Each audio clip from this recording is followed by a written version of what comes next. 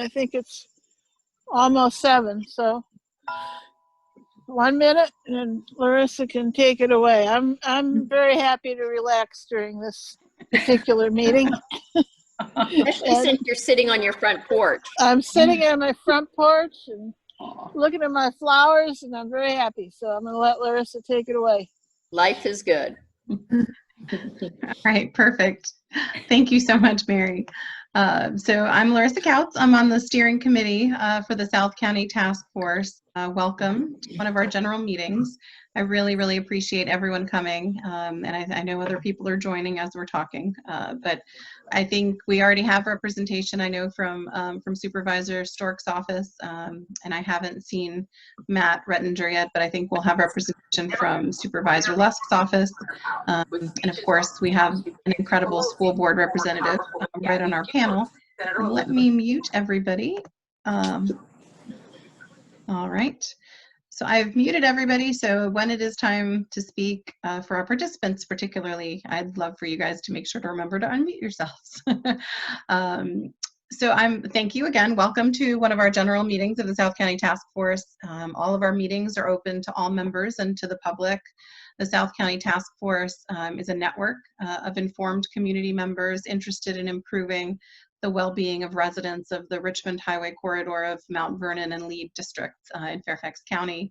Our mission is to improve the quality of life and promote social and racial equity in the Richmond Highway corridor and the surrounding magisterial districts of Fairfax County. So the task force basically sets priorities and we advocate for them by providing educational opportunities, community outreach, communicating with community members and county officials, and collaborating and networking with other organizations, and encouraging community action on the issues that are important to the residents of this corridor. Our steering committee meets monthly, and we host about 5 general meetings a year on topics of concern to the community. Mary, I don't know if you want to pop in and say where they can sign up for the newsletter. I can unmute you, or you might need to unmute yourself. Unmute. Yep, there you go.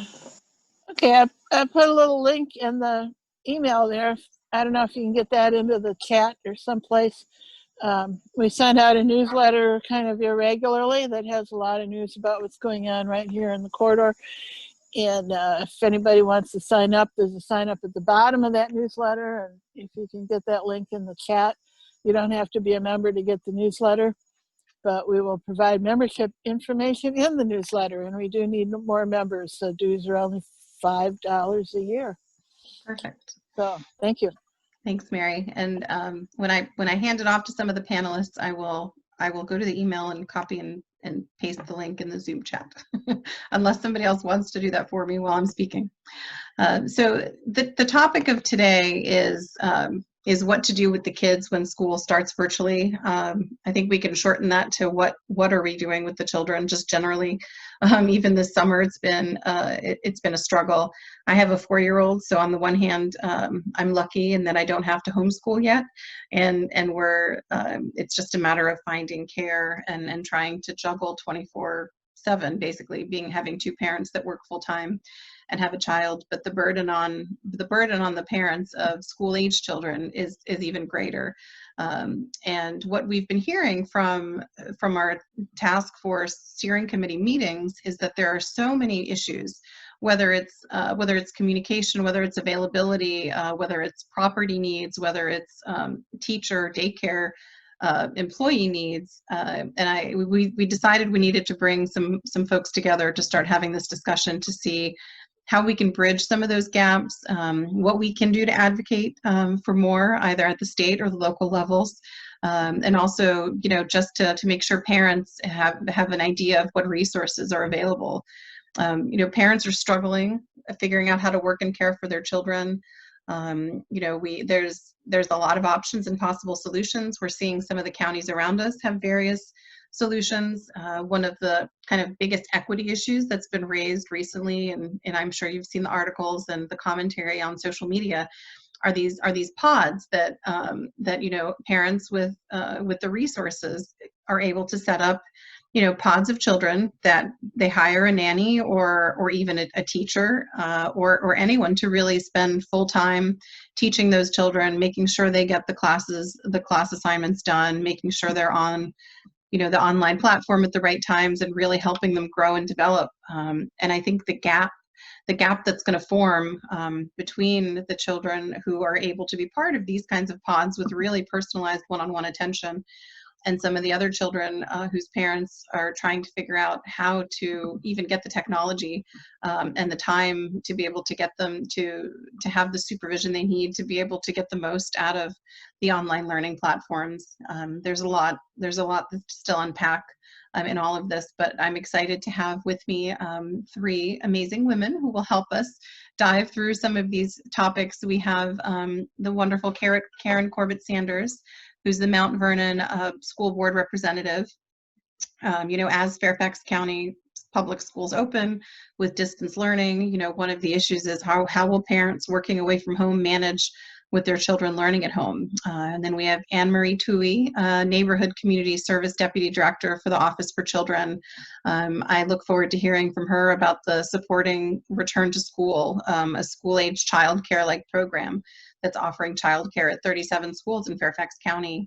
Then we have Cathy Hosek, who is involved with GrandInvolve in Mount Vernon District, which is a volunteer program that's been used in the past to really bridge the divide between the need for more more mentorship and more volunteers to help with sort of at-need children. And we have Return to Learn, and the SRS programs are really going to need an influx of volunteers, and how this program can sort of help bridge the gap. So let me give you a little bit of more detail about their backgrounds. So Karen Corbett Sanders was involved in a statewide panel deciding on how schools should reopen this fall. A process for a hybrid model of at-school and distance learning was nixed in favor of distance learning only for the first semester. And she'll be able to discuss really the pros and cons of distance learning and how will parents manage with their children learning at home. Anne-Marie Twohie is with the Office for Children, and that county office is dedicated to the care, education, and healthy development of children from birth through elementary school age. The OFC collaborates with early childhood professionals, families, schools, and community partners to support children in reaching their fullest potential. In partnership with the community, schools, and county, OFC coordinates the implementation of the Fairfax County Equitable School Readiness Strategic Plan.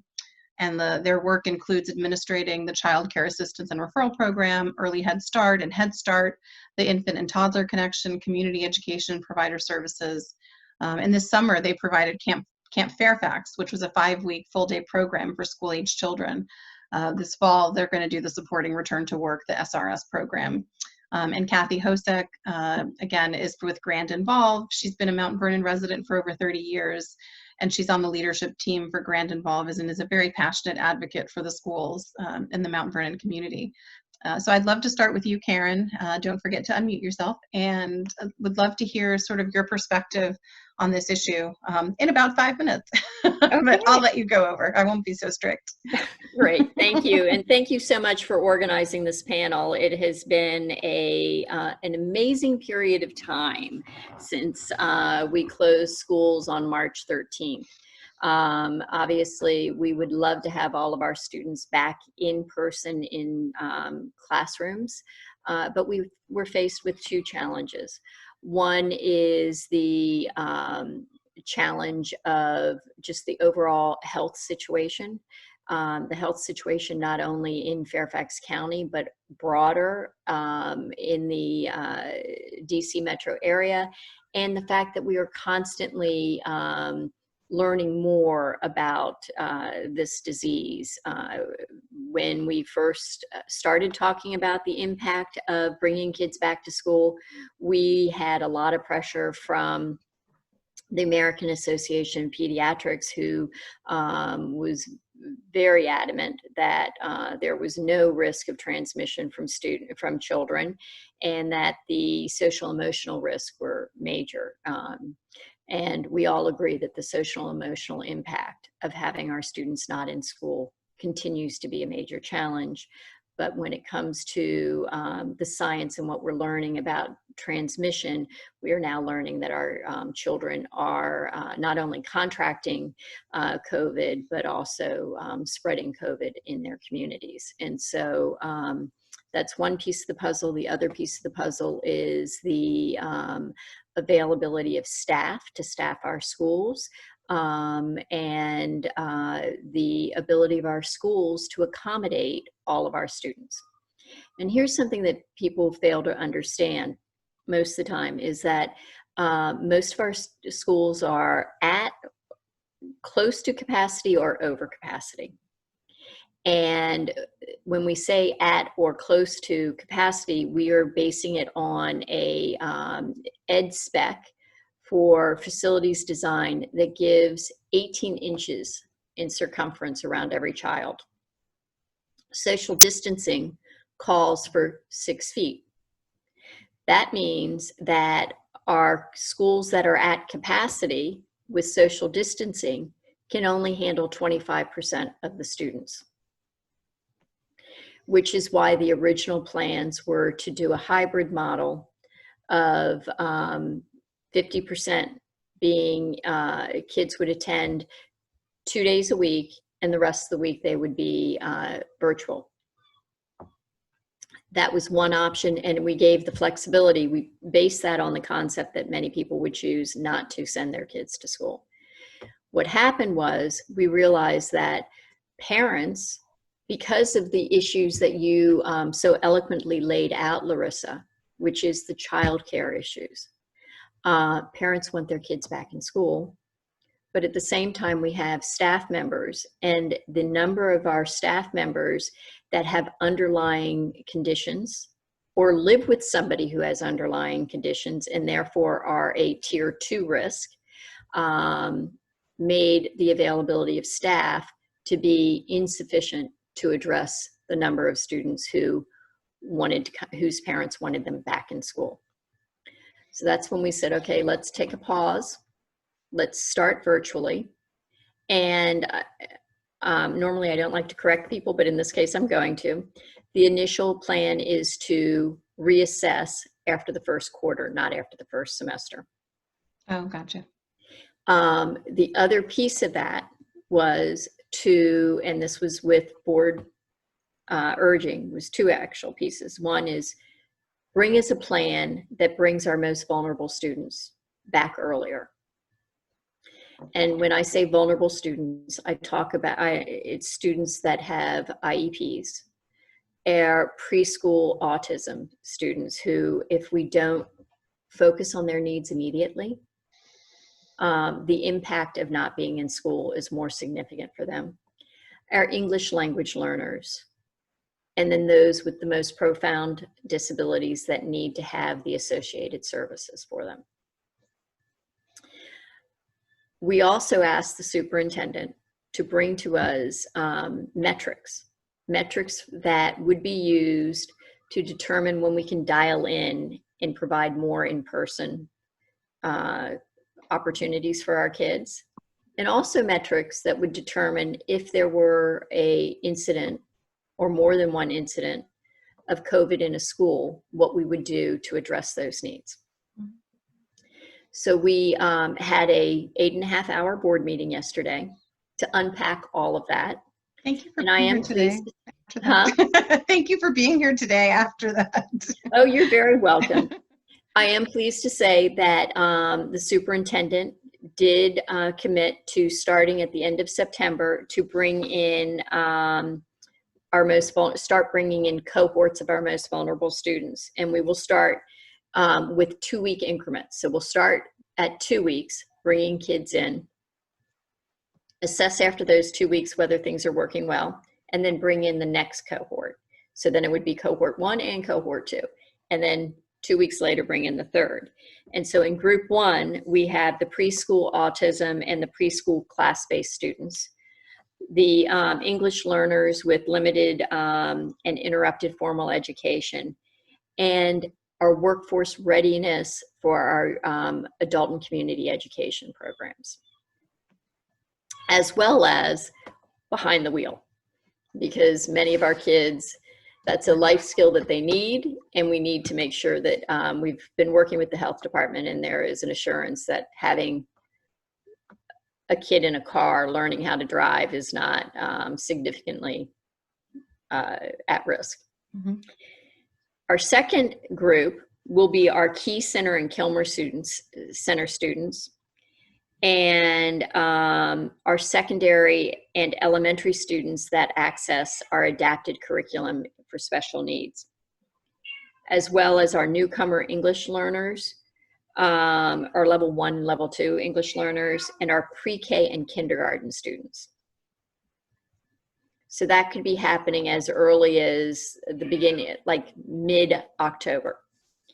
And then in group 3, we will bring in our first grade and second grade students and our Burke Elementary School students. Now I want to talk a little bit about what other metrics need to be in place. And there are 2 sets. One is the health metrics, and those are based on, and we're still working with the health department on the actual numbers, the quantification of this, but it's on looking at metrics such as how many new COVID cases per 100,000 population in the area, in the health district.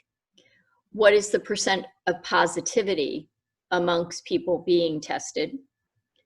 What is the rate of outbreaks, either across the district or maybe even in an individual region within the district? And then the cases among healthcare workers. So how spreadable is it? How, are we able to control it? The rate of emergency department visits in which people are displaying COVID-like symptoms, and the rate of confirmed COVID cases in our ICUs, and how many beds are currently being occupied in our hospitals. So do we have enough room in our hospitals if there is an uptick? And the availability of PPE in the hospitals. Now we have to look at the operational conditions. Do we have the staff available? Do we have the sanitation, chemicals, and tools that we need to keep our facilities clean and safe? And do we have sufficient PPE to get us through a period of time? And so making sure that we have a stockpile, for want of a better term. Looking at that, that's when we'll look to going into a phase 3, which would be bringing back the full hybrid model. If we get to that point, then we also have to have the metrics in place of when will we dial back. And so based on that, what we're looking at is if there is a single case in a classroom, then the whole the classroom, not the building, but the classroom, which is a self-contained cohort, will be closed, and people will be required to quarantine and prove that they don't have COVID before they can come back. So we'll close for 14 days. If there are 2 instances within a building, then the building will be closed and go through the same process. I think those are reasonable approach. Now let me talk a little bit about where we're at on the technology, because everybody knows that the spring was not a pleasant experience for many people. It was a difficult time. We have had the assistance of the best and the brightest minds in the DC metro area working with us on our technology plan, as well as just our staff working around the clock. And what we've done is the following. One is we've increased bandwidth. Secondly, we've upped the licensing to an executive level licensing of our Google platform, so that there will be both Google and Blackboard collaborate. And then in some instances, because we are going to migrate, we were already migrating to Schoolology, so there will be some schools, whole pyramids, that are going to be on Schoolology. Additionally, we are working very closely. And this is really the thing about COVID, and it is a horrible disease, and it's an incredibly challenging situation for our community. But one thing that I'm very proud of about COVID is that this village known as Fairfax County is working pretty well together. The Board of Supervisors, the school board, our nonprofits are all working to not only share information, but to unpack the challenges we're dealing with and come to the table with creative solutions, such as the SRS program you'll hear a little bit about later.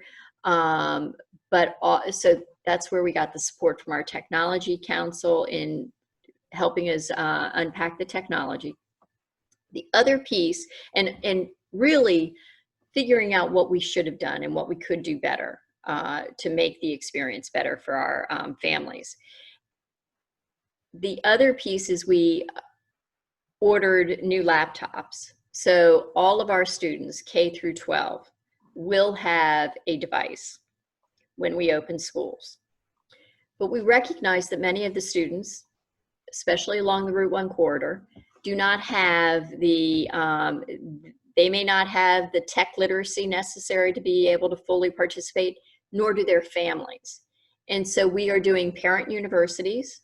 We are at all of our grab and go sites where we continue to provide free meals to about 20,000 people every single day.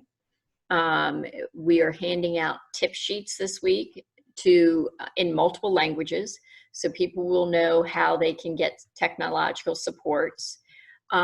We've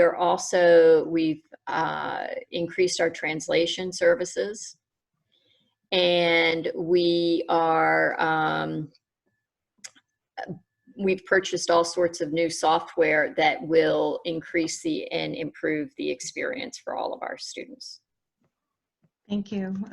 I don't envy your job. I've sat through some of those meetings, and I really appreciate the thoughtfulness that you guys have put into this. And it's going to be ever evolving, and we get new information every day. So again, thank you for that really great overview. And I will move to Anne Marie, who I look forward to telling us about the SRS program, the support that it will provide for children's active and engaged schooling.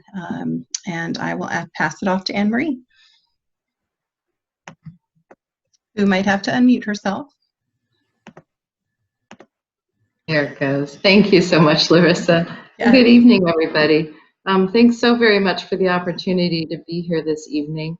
And I have to just put this out there up front that I have 3 school-agers that I have bribed to stay outside, but if it gets a little noisy, my apologies. So we are very pleased at Neighborhood and Community Services to be providing the Supporting Return to School program this fall. And that program will provide full-day on-site programming for children in kindergarten through 6th grades. It will be Monday through Friday from 7:30 in the morning to 6 p.m. And as Larissa mentioned, the program will be located in 37 FCPS locations, primarily Title I funded schools and food distribution sites. And as we've been talking about, really the program has been developed in direct response to the concern that the learning gap may widen this fall. And really the program is a reflection of the Fairfax County Board of Supervisors and the school board's commitment to One Fairfax and ensuring that all families have equitable access to the services that they need. The SRS program will fill this need and is unique in that it will provide a sliding fee scale, some transportation supports, and other strategies that will help to eliminate barriers that families may face in accessing affordable childcare. The other thing, we recognize that not all families will choose to put their children in group care, so Neighborhood and Community Services is working in partnership with many community-based organizations to provide after-school supports for families. One example is after school hours, children will be able to go to the community centers to get some support with that virtual learning. So we are delighted to have this opportunity to provide the program in partnership with Fairfax County Public Schools, and are looking forward to opening on September the 8th.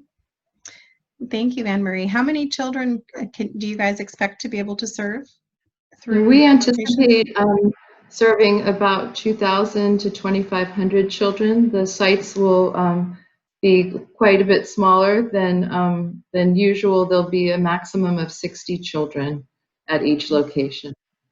Wonderful. Thank you so much for that overview.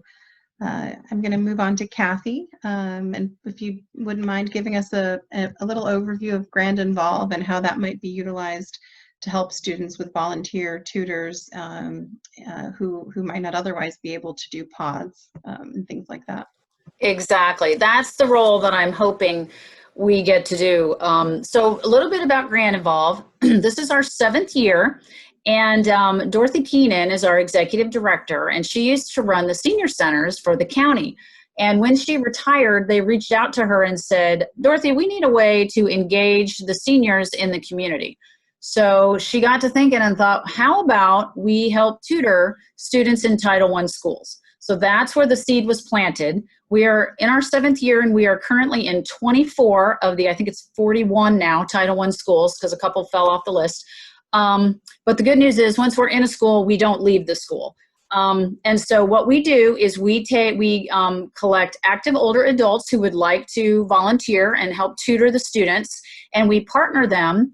We try and get them in the school in their neighborhood, but sometimes they don't live near a Title I school. So we partner them with the school, and then we reach out to the principals, and we have this whole relationship happening. However, we were all set to go on board all these new volunteers, and then COVID happened. And as everyone probably knows, older active adults are one of the most vulnerable populations in COVID. So we had to think fast. So March happened, and I think we had a week off, maybe not even a week, and we broke into teams.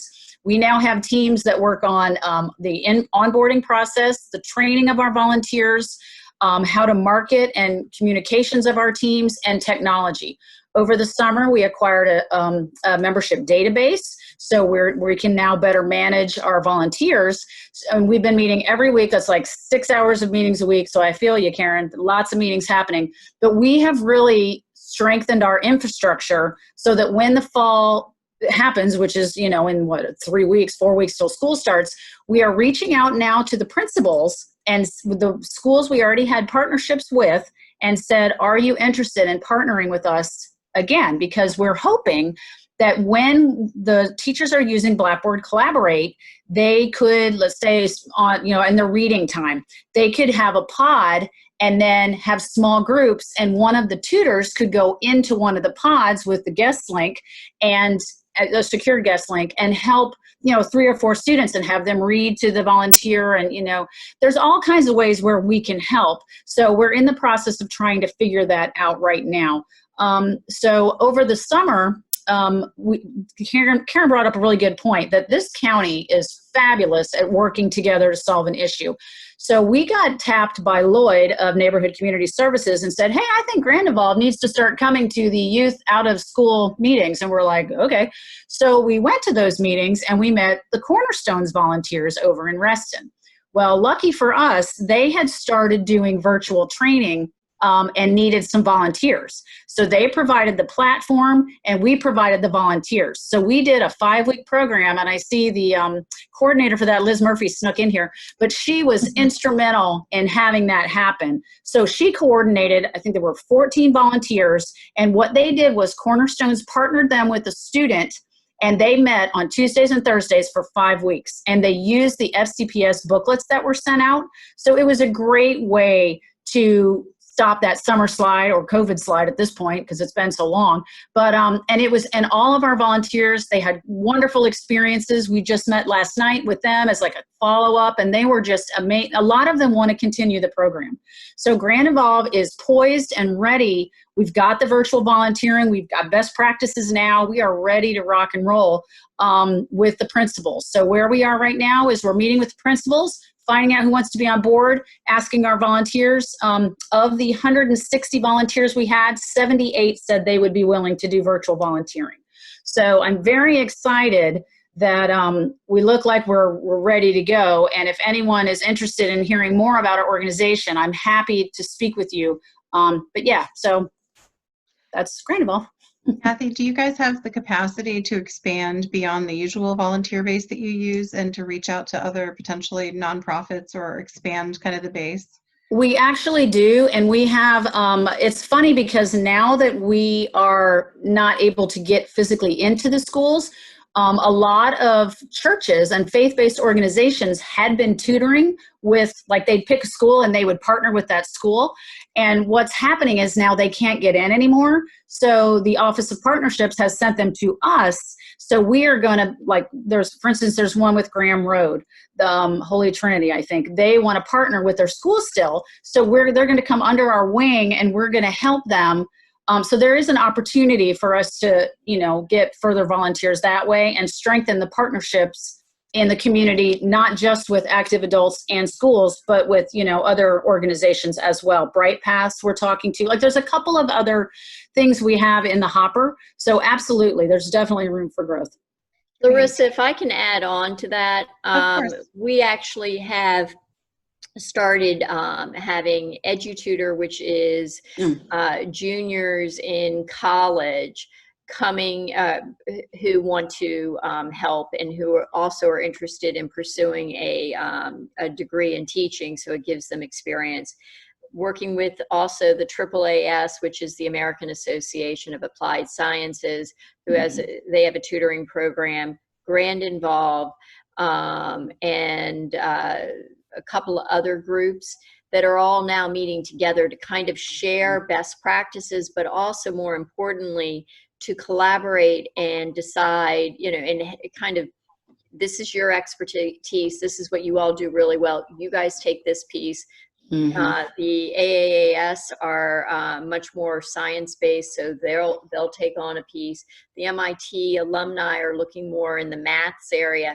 And so it's really looking at doing our skills assessment amongst our volunteer organizations and having them all continue to work closely together. But what's really important is GrandInvolve's the only one up until now that has been authorized to provide mentoring and tutoring and supports in the classroom during a class, during the day. All these other groups have been brought in as after school programs. And so we're having to adjust some of the expectations there. But once again, it's the community, all these organizations working together. Are there hurdles? Are there background checks, or are there other kinds of orientation or trainings that folks have to meet in order to provide this in class or during the day services? Any interaction with our children in FCPS sponsored events, and I presume it's probably the same with the county county programs, you have to have a background check.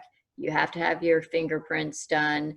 So you'll go through that process and then be badged and be able to interact with our students.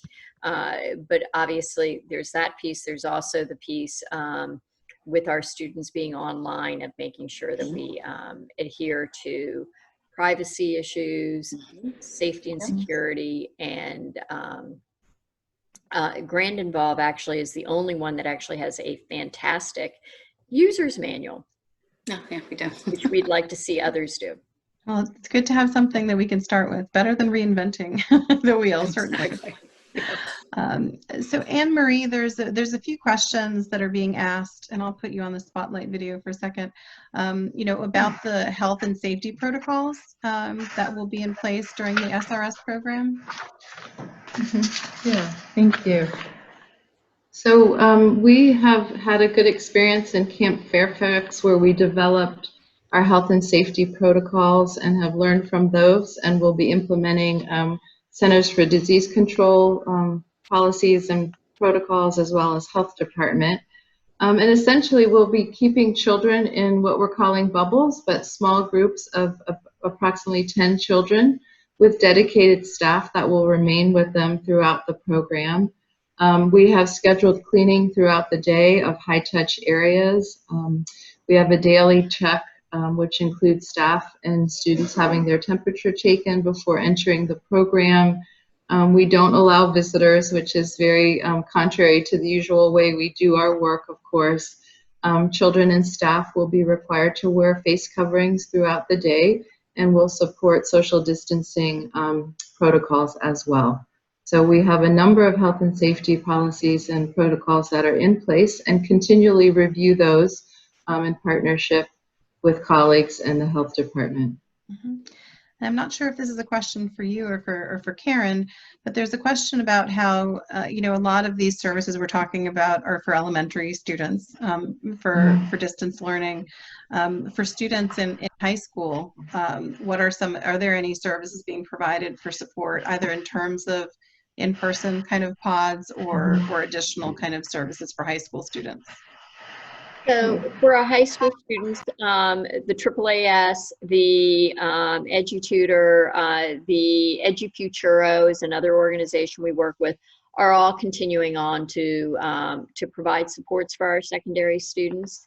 Additionally, we will be providing after-school programming at the middle school level, and that's still being worked out, but that will be available.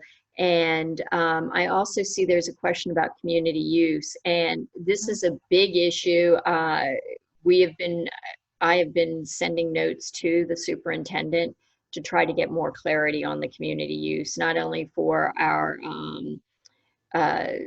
scouts that are listed here, but also for our PTAs, because we recognize that our community is just thirsting for community. And so if we can do it in a safe and a safe manner, then I would like to see us do that. And so some of the things we're looking at is outdoor activities rather than bringing people into the buildings. But keep watching that space. I recognize it's a concern, and want to make sure that we can support our community that way. Yeah. I'm going to ask. And if I might add, no, I know the NCS community centers are also open to middle schoolers and high schoolers as well, who may want to drop in after school if they need support with technology. And there's a big commitment to supporting children's social emotional well-being as well in those after school hours. Oh, thank you, Anne-Marie. I'm going to call for a minute on Allison DeCourcy, who I've seen joining in the background. And I know she has to leave us soon, so I'd like to give her a chance to chat a little bit. So Allison has a unique experience of having had to close down some programming for lack of interest during this time when we just are hearing from everybody that there's a need to figure out what to do during the day with children. So Allison, I'd just love for you to give a little update on that. Yeah, and thank you, Larissa. Before I do that, I do want to say that United Community, I'm the Executive Director of United Community. I'm pleased to be here. We are so thankful to see the rollout of supporting returning to school, and we're incredibly engaged in it already through our community empowerment programs, be they Opportunity Neighborhood, our community schools, the community centers that we operate. You just heard Anne-Marie say that these are going to be drop-in centers for kiddos who need help after school, and we're going to be there for them. But I did have a chance to talk to Mary Payton earlier today, and she thought that it would be of interest to share with you, indeed, something that caught us off guard. United Community for 30 plus years has operated an early learning center located in Bryant Alternative High School. And on March 13th, we were forced to close our early learning center because of the closing of public schools. And that has obviously caused financial strain on us as an agency, but obviously anxiety for our enrolled families. And at that time, we were at about 62 families, about a little under 70 kiddos, unable to provide our services. And these families, some chose to enroll their kids in other centers. Many of them chose to keep their kiddos at home, waiting for us to come back online. we learned from FCPS and Neighborhood and Community Services that we could reopen our early learning center as early as late July, and we used the late July days to get COVID ready, and had throughout from March through late July been communicating with our families. And we expected 31 or 32 kiddos, and I should explain, take care of kids in our early learning center, providing care, educational enrichment, developmental activities for kiddos as young as 6 weeks through pre-K. And so we were expecting 31 or 32 kids to arrive on August 3rd. And that was, validated. And I use that term purposefully, or that word purposefully. We had gone through speaking with families, sharing with them the documentation of re-registering, et cetera. And eight kids showed up on August 3rd. And then a 9th kid showed up on August 4th. And our capacity is 96. And immediately our conversations with the families began, what's going on? And we were learning, a couple stories were very similar. Mom or dad or caretaker are not employed, or mom or dad or caretaker have to stay home because the older sibs are enrolled in FCPS. And so they are going to be staying home with the older sibs. So no reason to bring that younger kiddo who is of age to be at the early learning center to the early learning center. Why increase that risk? And what we were really hearing was that this is really a risk reward analysis taking place in the minds of families. And it's not a cost benefit analysis that really needed to be done by United Community. We could throw as much money as we wanted to at this issue, and the result probably wouldn't change. We had full freight, and by that, I had full freight payers, people who could afford to send their kiddos there. And we had kids who were fully subsidized. And all those families were saying, I'm just not comfortable. And while we did not do a market analysis, because I think we all know that the market probably changes, every day or every couple days. And I don't mean the stock market, I mean the market for, care for youth and different programs, be it Camp Fairfax or other early learning centers or other youth programs. The market has shown that families are really nervous about handing over the control of their kids, whatever age they may be, to outside of their control. And so it was a tough decision, but it's a decision that we needed to make. We will be closing down our early learning center August 31st. You've seen Anne-Marie Twohie this evening. We are working with the Office for Children for those families who are seeking another placement to accommodate that, knowing fully well that those families might not return to us, but the care of their kids is important to us. But this temporary closure is most likely going to be linked to a reopening that's, again, linked to the opening of Fairfax County schools. And I'm not making any promises, but that's what we think right now is probably the most logical. So I never in a million years, just to wrap up, thought I would be sitting in a childcare desert and hearing the words literally from a parent, right now there just doesn't seem to be a market for your services. Shocked me. That was one of the first phone calls I had when we did these follow-up phone calls. But in fact, that's what we're finding out. And so you're hearing it from me first. I reached out to, certainly our board is very aware of this. The parents were the first to know, and we've reached out to elected and appointed officials. So we will keep you all informed. It's very difficult.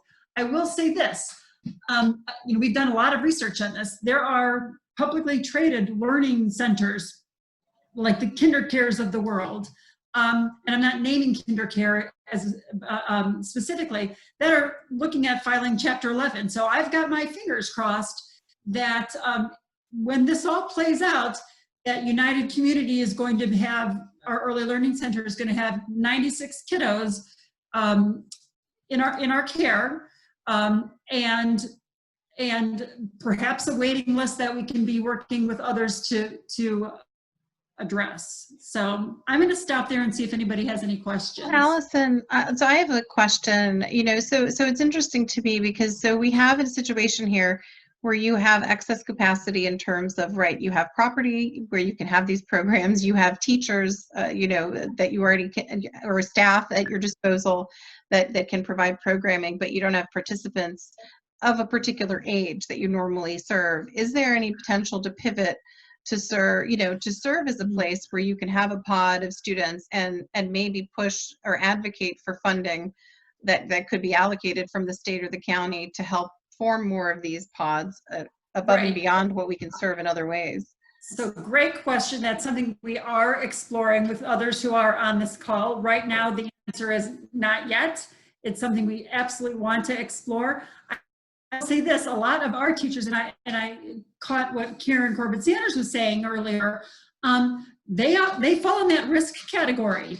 And so while for those 32 kiddos that we were going to bring back, we had enough coverage for those kids of caregivers who did not fall into a risk category. To get up to that 96, we're talking about, a different dynamic. Also, social distancing won't get us to 96. But Larissa, you're asking a great question that we just don't have the answer to quite yet. Yeah, because that's, I think that's one of the biggest questions in all this. And I see other counties handling it in very different ways, which are, we have a glut of open space all over the place, right? Offices are closed down, people are teleworking. So there's this possibility of having pods of children almost anywhere if we can do it. If there's a way to sort of collaborate and bring all these forces together. And there's also, I guarantee you those conversations are taking place. Yeah. Good. And I will give you all an update with regard to that if we are able to land that plane.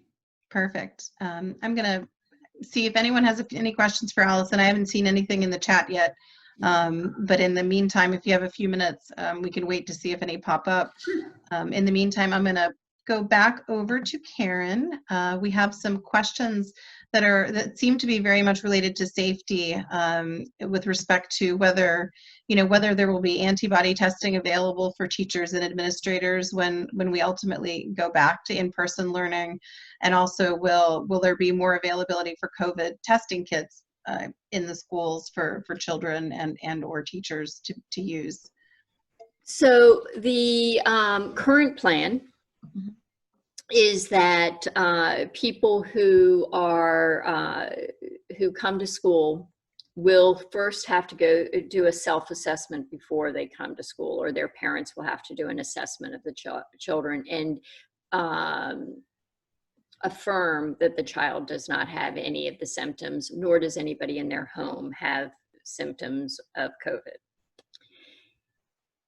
If a child displays symptoms during the day, that child will be taken to a health room that is isolated from our traditional health rooms, and parents will be contacted, and the child will be sent home to have a test, or sent home, and their parents will have to obtain a test for the child. Mm-hmm.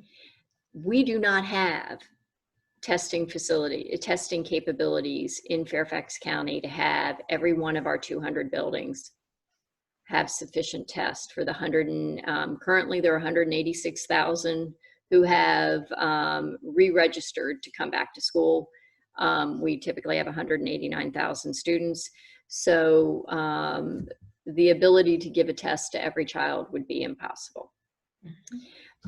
We are working very closely with the health department on putting the protocols in place to not only make sure that there is a test available, that that the health department can provide testing for children that display symptoms, but also the contact tracing. And the county has hired over 400 individuals who are doing contact tracing, and they've actually worked with us to develop what the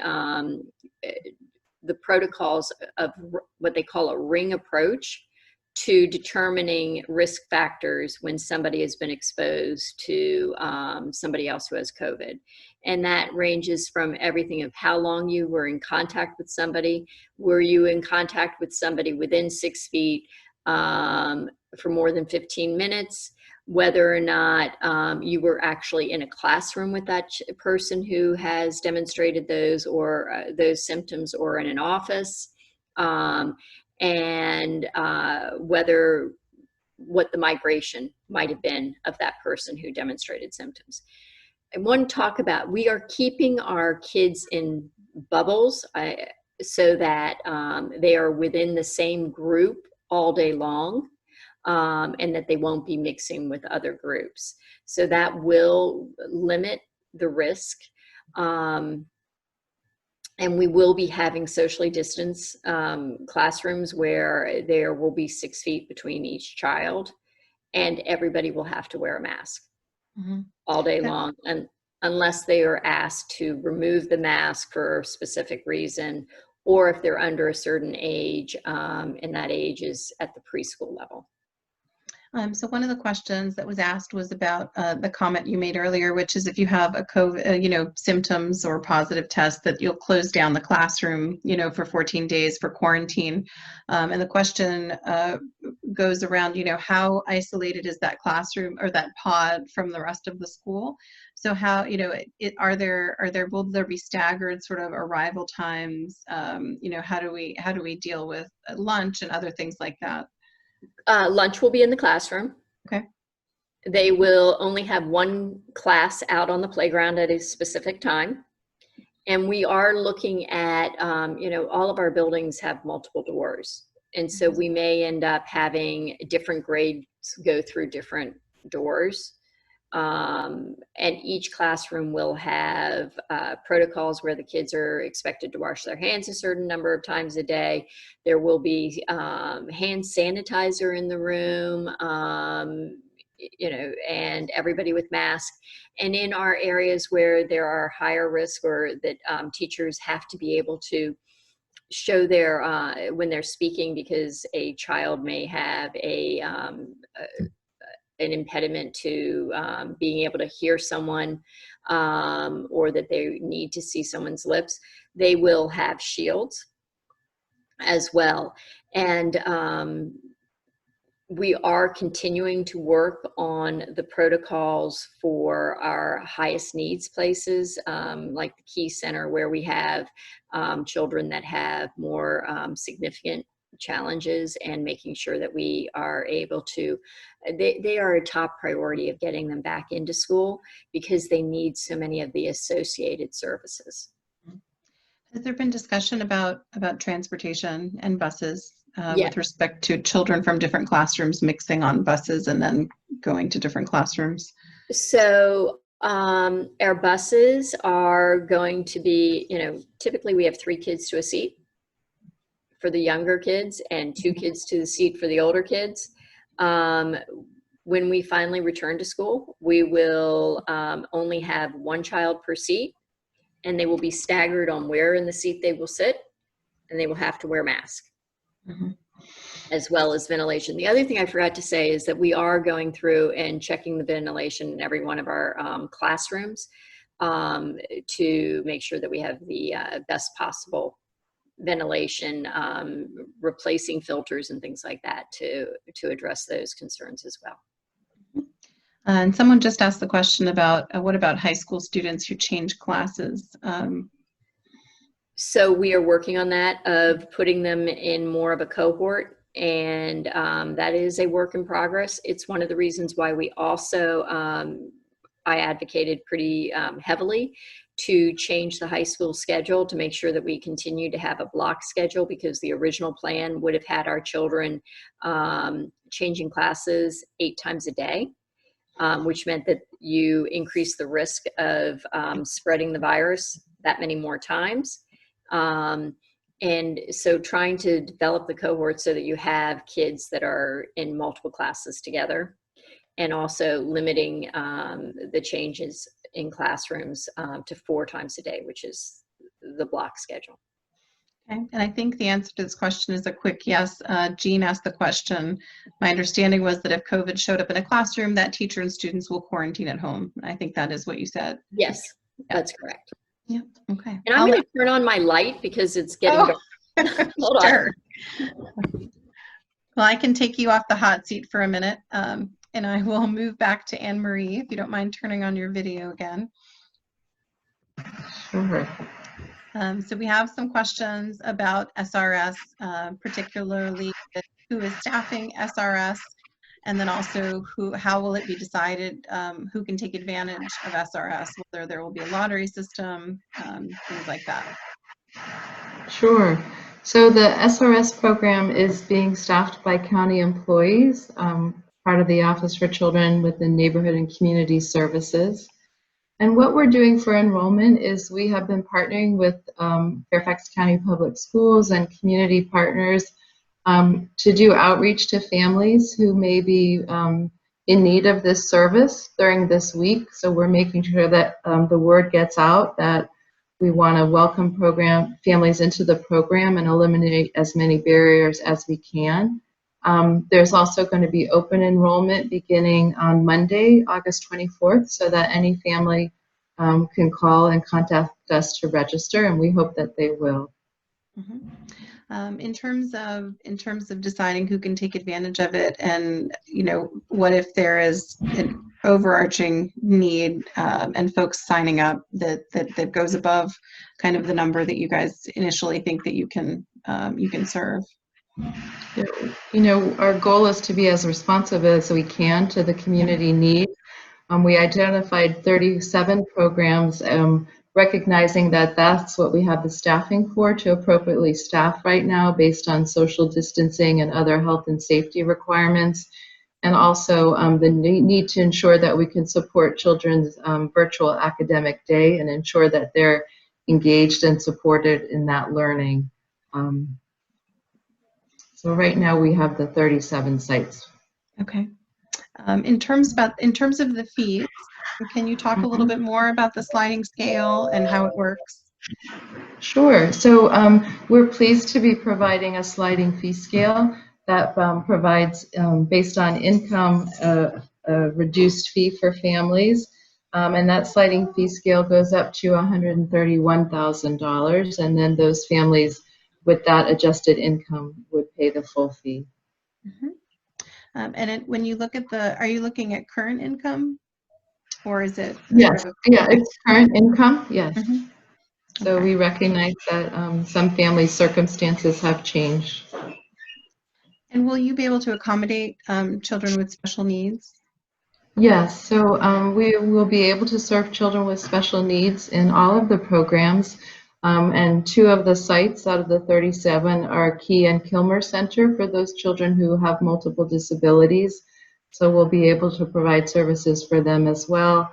And just will be focused on meeting all children's needs as we normally do in our school-age childcare programs. Wonderful. Thanks so much, Anne Marie.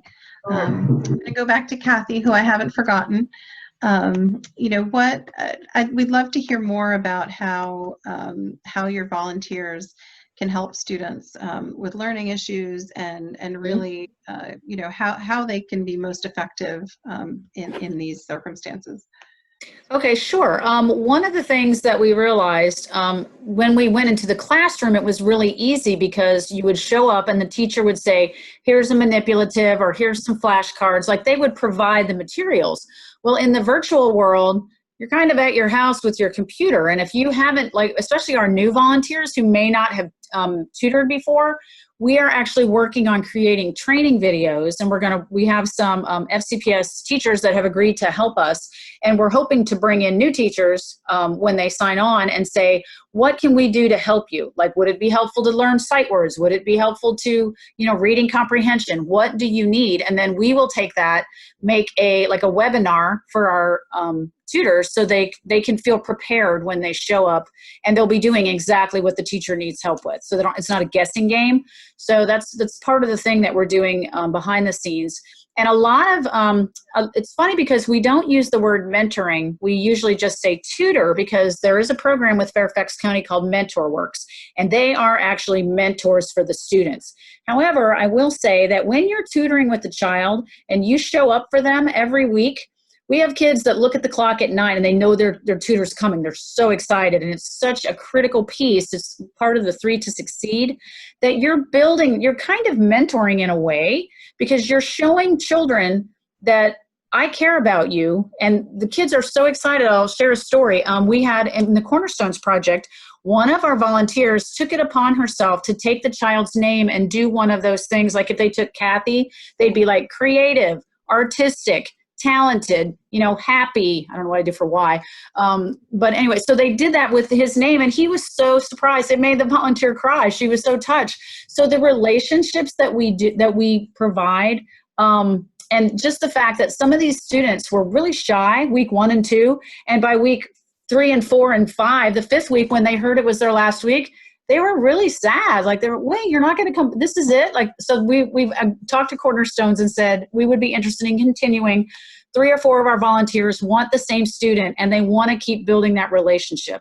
So there's a lot of ways. And even if you think, wow, I don't really want to tutor, we have a lot of teams that are helping to create these programs. We need grant writers. Like there's a lot of ways you can get involved with our program and not actually interact directly with children. So we have so many opportunities. So if anyone's interested, please feel free to reach out to me. I can put my email in the chat.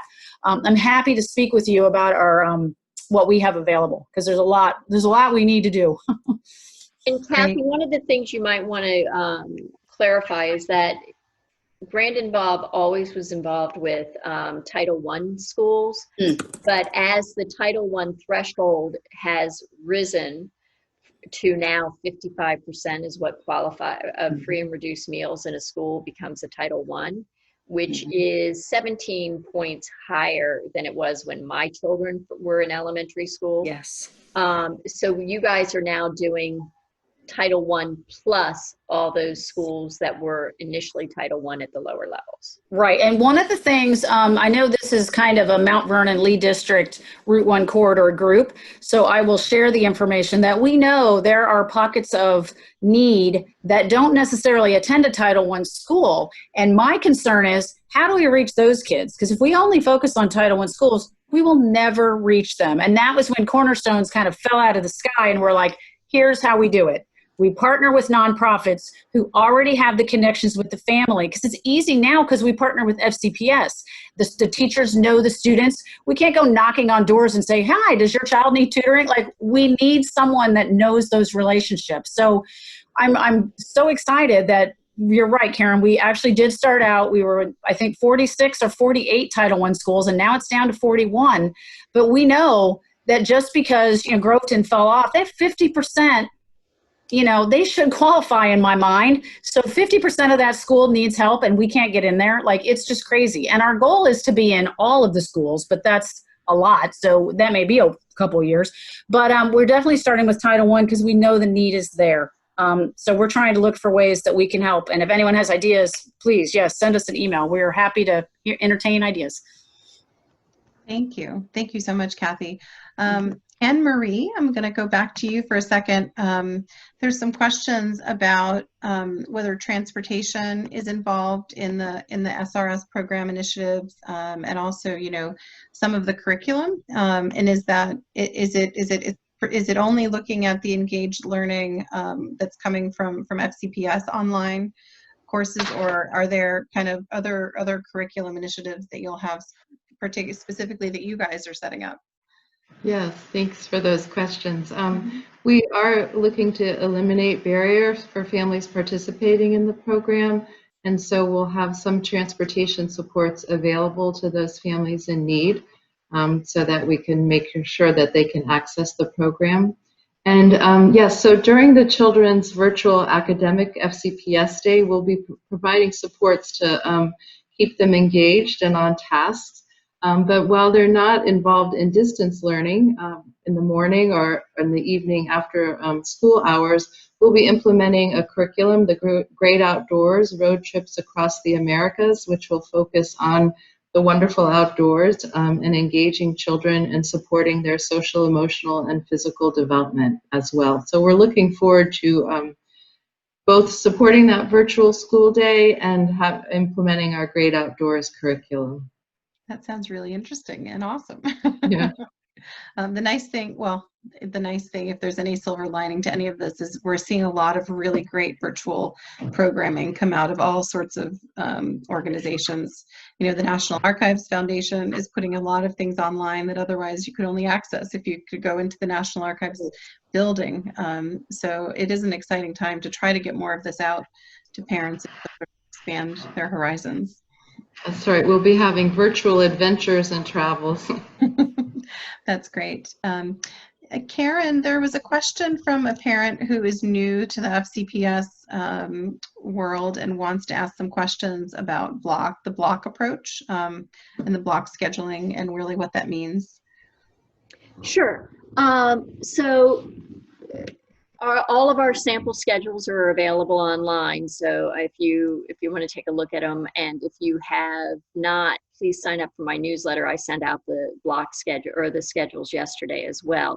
But the schedules for middle and high school are a block schedule, which is the kids go to 4 classes on every other day.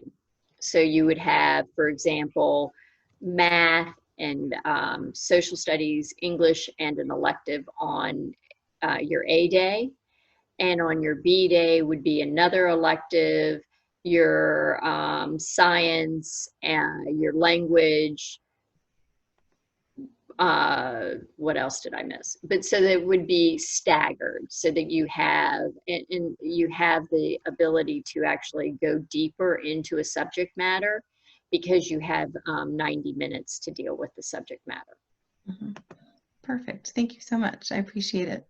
And I think I see Pam Tinker on the call. Pam, if you don't mind, if I put you on the spot for a minute, you are the founder of Frog Pond Early Learning Center, which I personally have my son there who is on the autism spectrum and has been getting so much out of your program. I know you've gone through a lot of changes in terms of, you know, capital expenditures, staffing concerns, and other things. Pam, I'd love it if you could share with us, you know, some of your experience that you've had during COVID and as a small business, sort of trying to figure out how to reposition yourself. Oh, Pam might not be listening. I'll send her a text and I'll see if we can get her on. But in the meantime, oh, Pam, there you are. Okay, my mute button didn't work. Okay. Perfect. We have done a lot of physical changes to the school, making different entrances and separate spaces within the school for children. And we have always had outdoor classrooms and a lot of outdoor curriculum. But now we have divided our playgrounds into different areas for each what you're calling bubbles, we're calling them clans from my Cherokee heritage.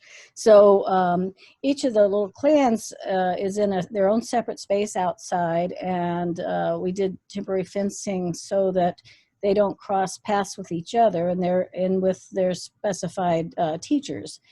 And in that way, they can be outside all day if it works. Just come in for nap time. And my main concern about coming in was the ventilation.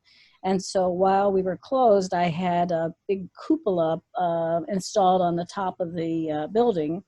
And so we have a protocol where the teachers turn that on every 30 minutes. And within 5 minutes, they're very powerful. They completely clear the air and bring all fresh air in. So during the time the children are in, we are doing that exhaust, and I also had an exhaust put in our lower levels so that if only the children from downstairs are inside, they have control over a separate exhaust just for them. And we also have our regular heating and air conditioning, which has good filtration, and we increase the amount of fresh air that is going through that. But while we were closed, we had screen doors installed. We made sure all of our windows were working well with screens, so we can open the whole school up and let a lot of fresh air come in. And so that ventilation is what really made me feel good about reopening. I feel like we're about as safe as we can be. I don't really worry about the children outdoors, but when they come in, you know, breathing recirculated air is, and being in a closed space is where most exposure happens. So, yeah, so we have a very powerful, they told us when we installed it to make sure that there's a window or a door open before you turn this on. It's a really powerful exhaust. So we've been, I think we're on our 6th week now being open, and so far it's going really well. The children are happy, and we haven't had any exposures so far where we've had to close, but we are definitely keeping everyone separate. So if one group is has an exposure or a positive case, we can monitor that group and close that group down, just similar to what other people were saying. Thank you, Pam. No, that's really helpful. And, you know, as a parent of someone who has the, you know, the availability of going to Frog Pond, it's felt very safe, but I also know, you know, how many hurdles you've jumped through. You know, you've created very specific drop-offs for every pod of students only gets dropped off during a half-hour period. So, you know, we've staggered arrivals, which causes, I mean, that you need a lot of staff to help deal with this. And the fact that you have teachers that are dedicated to each pod that don't interact with other students or other children or other staff members means, you know, you're not able to do, you know, the regular kind of block schedules you've been able to do to have more, you know, less staff, but more coverage. So it's, you know, it's sort of a microcosm, and it's a small example, but it really shows that when you're trying to apply this to 189, you know, 186,000 students, just how much work there is to try to coordinate and do that. Yeah, it's not really financially viable to do Yeah. this. I mean, we are existing because of the PPP and the EIDL loan that we got. And so, you know, hopefully continued funding will happen. But when that runs out, we will be operating at a deficit if the small groups continue to happen. So I really think something will break where there has to be financing for childcare because people can't go to work if they don't have childcare. Right. So hopefully they'll be subsidizing well enough that the centers don't close and close permanently. I appreciate that. Thanks for letting me call you out when I usually know I was going to. And just so you guys know, Pam Tinker is on the task force steering committee with us. I'm going to actually call on someone else as well. Ron Fitzsimmons is on this call, and he's with Alice's Kids, and I know that they're funding certain things that we'd love to hear about that I think might be helpful. Thanks. Yeah, our requests are going up now, and we're happy to, you know, fund all of the regular things that we do. But I wanted to put a little bug in people's ears, maybe particularly Karen. One thing that we just recently learned, or at least I did, was that, you know, we know kids are learning virtually, so they're in front of a computer in their apartments or houses or whatever it may be. And I was talking to a group of teachers yesterday, the day before, in Prince George's County, and they were telling me how they were getting complaints from kids and parents that the kids were on their computer, you know, listening to their teachers or whatever, and they couldn't hear them because they're in a small apartment, and there are 3 or 4 maybe other siblings in the apartment, and so basically there's lots of noise. And so this morning we paid for, in one elementary school in Prince George's, we paid for 100 headphones for kids so they could sit in front of the computer or the telephone, however they do it, but plug in a headphone and be able to focus a little bit more on what was going on. So, you know, Karen, I don't know, you know, we'd be happy to fund a bunch of kids in Fairfax if they're out there. I know they're out there, who might need something like that. It's a minor thing, but all these things add up. So I found that interesting, and we're happy to do that. We are in a fortunate position of still raising money. So we're happy to help in that way, or of course, any other ways that we can help throughout Fairfax.